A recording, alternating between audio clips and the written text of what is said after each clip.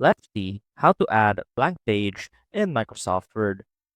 First off, we want to open Microsoft Word. And as you can see right here, we have our document ready.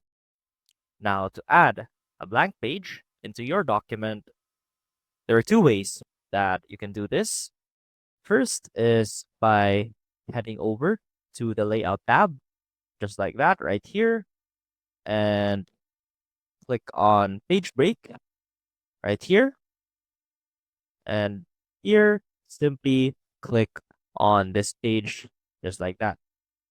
And as you can see, we now have a new page right there.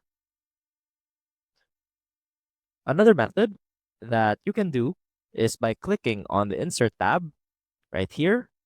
And you should be able to find the option to add a blank page right here on the first section, which is Pages. And just like that, you now have another blank page right there. Now, to make things even easier for yourself, you can also click Control plus Enter on your keyboard, and that should also add a blank page into your document. I hope this helped, and I will see you soon.